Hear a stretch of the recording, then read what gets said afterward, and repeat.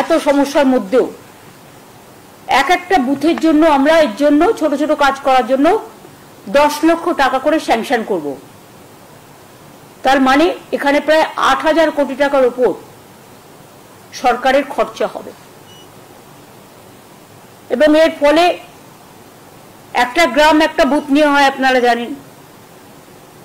তার কিছু ছোটখাটো সমস্যা থাকতেই পারে, কিন্তু যে ছোটখাটো সমস্যাগুলো হয়তো পঞ্চায়েত স্তরেও তারা পায় না, সেক্ষেত্রে পঞ্চায়েত যেমন কাজ করছে করুক, গ্রাম সভা যেমন কাজ করছে করুক,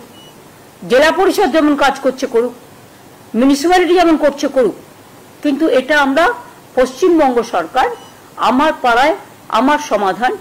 এই প্রোগ্রামটা করছি। এটা শুরু হবে 4ই আগস্ট থেকে, সরি 2nd আগস্ট থেকে, মানে ফ্রাইডে থেকে, স্যাটারডে থেকে হবে, মানে এই শনিবার তো হবে না 27শে জুলাই, নো নেক্সট পরের শনিবার থেকে। এটা হচ্ছে রাজ্য স্তরে এর জন্য একটা টাস্ক ফোর্স হবে,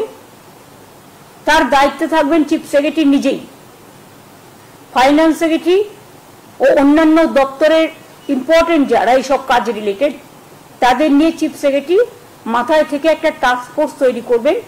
যারা এটাকে মনিটরিং করবে। আর সেম টাস্ক ফোর্স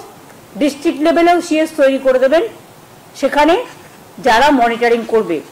এবং পুলিশ তো সাথে নিশ্চয়ই থাকবে, কারণ ল অ্যান্ড অর্ডার তো তাদের দেখতে হয়। আমরা এই জন্যই প্রোগ্রামটা করছি যে